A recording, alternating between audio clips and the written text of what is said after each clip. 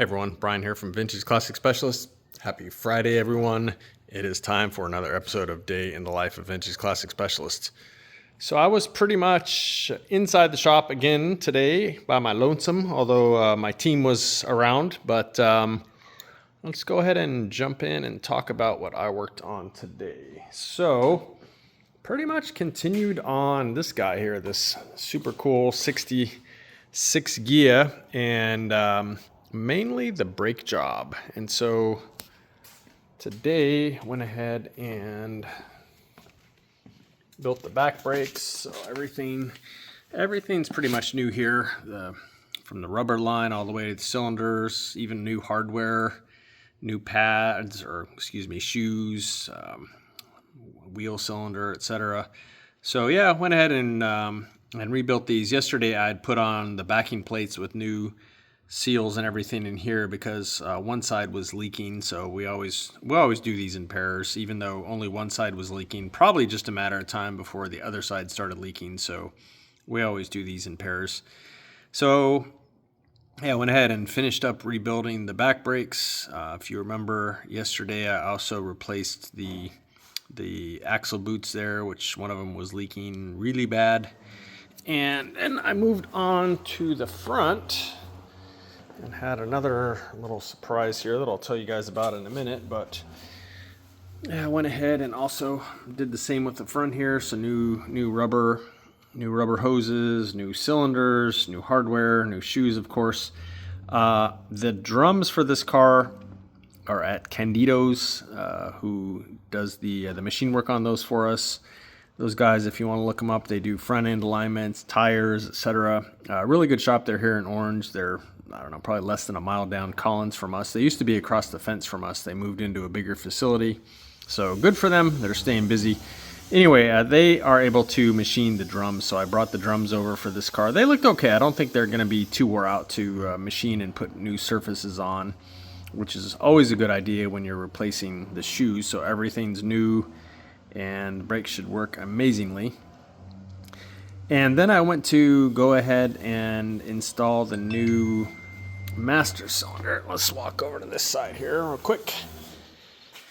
And initially I was going to do it from under here, and that's just, it's really a pain in the ass getting at the lines that come into it and so on and so forth. And so kind of messed around with it for a few minutes, and then I finally decided to make my life much easier and pull the gas tank. And guys, I am really glad I pulled this gas tank.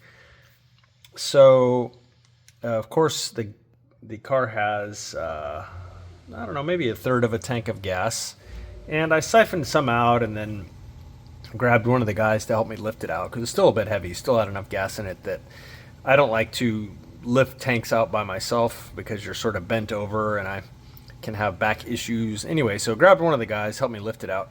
But before I got that far, I clamped the fuel hose on it that runs from the tank to the body, so you can see, or to the chassis rather. And as soon as I barely pinched that braided hose, it pretty much just disintegrated and gas just started pouring out everywhere out of the hose that, again, pretty much just came apart the instant I tried to clamp it with a pair of needle nose vice grips. And I wasn't even clamping that hard. Like it might not have even had the adjustment on it tight enough to clamp it all the way that it would even stop fuel flow. But you know, I always kind of go gentle and then tighten it up a little bit. Anyway, it pretty much just came apart. Luckily, I had clamped it in a position where I could move the clamp or the vice grips like closer to the tank, and I moved it, clamped it again, same thing. Finally, last time I was able to clamp it and get it to slow down to enough of a trickle, and then cut the hose, which you can see the little cut off stub of it there, and get the tank out with the help of Santiago.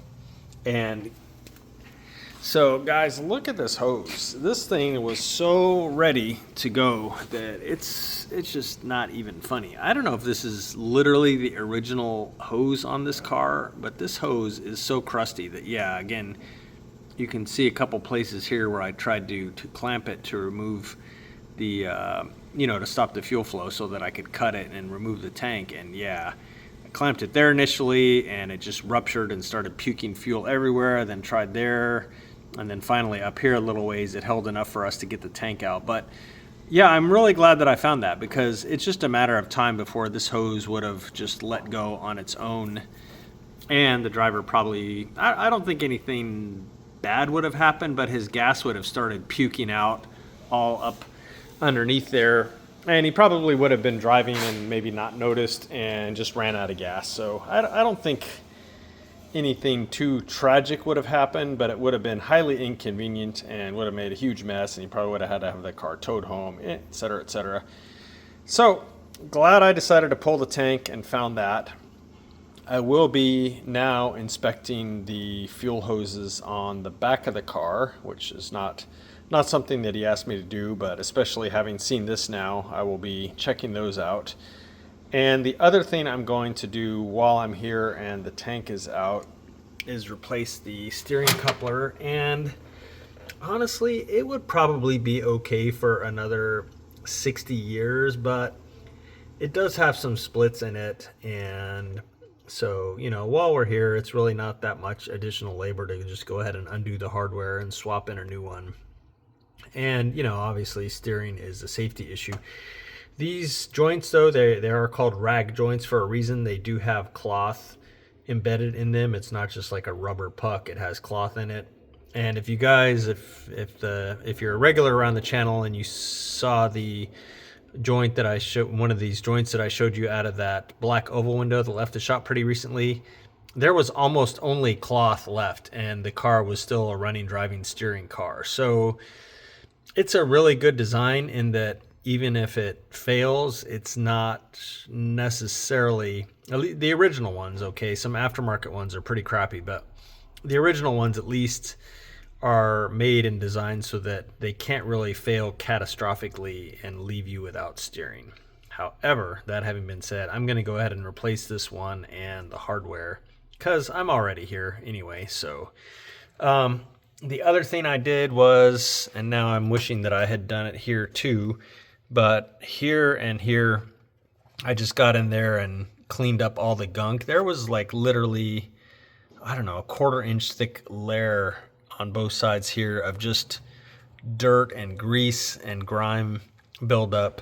So kind of went and scraped those areas out and cleaned them with a little simple green and stuff like that. And now I'm like, okay, I should have done this too. But it's one of those things where it's kind of a rabbit hole you go down. You know, you start clean there and there, and then you say, okay, now I got to clean here. And then like the steering box looks terrible. So I kind of forced myself to just stop, you know, with there and there. This isn't obviously not a restoration or everything would be spotless and we do undercoating and all that stuff. But yeah, that was just really grossing me out, especially since I had to kind of be working right there to replace the master cylinder, which you can see, new one there from Wolfsburg West, which by the way came painted. So I was very happy about that.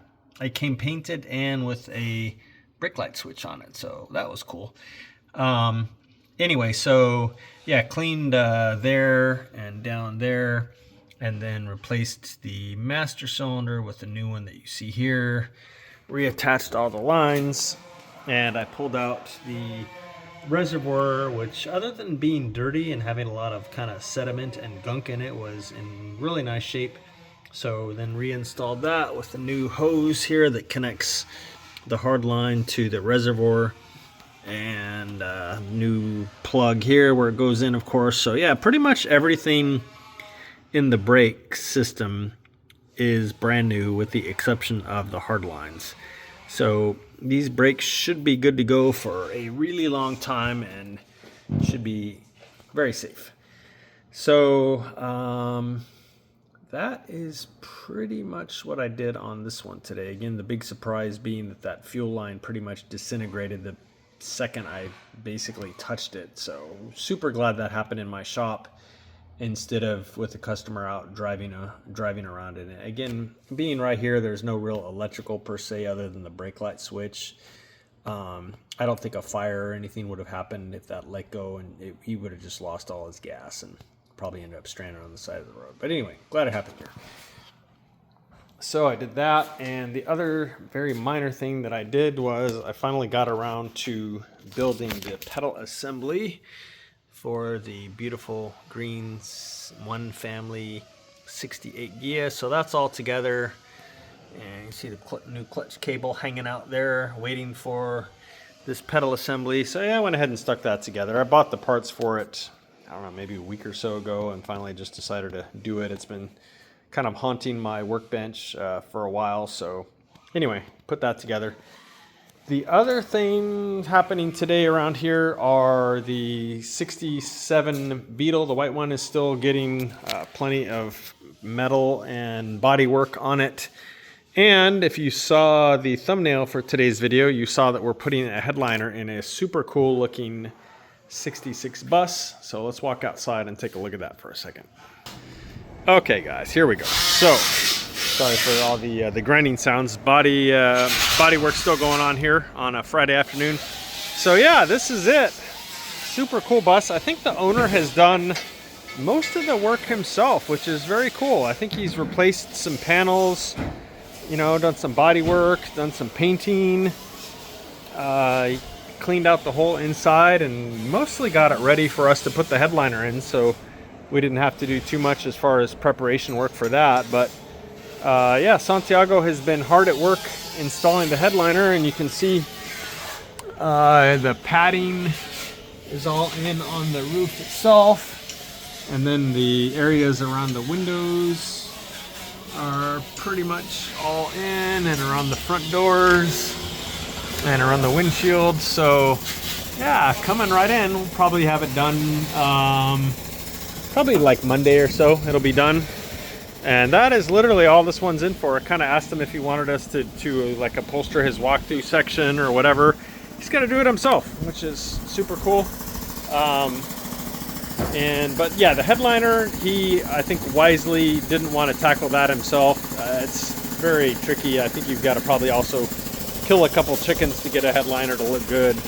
Maybe cast some voodoo spells or something. But Santiago, he's a true artist at it, so better to just let him do it. But anyway, so super cool bus. I don't really know much about the motor or anything in it. Well, hell, let's pop it open. Let's take a look. I literally have not opened this yet.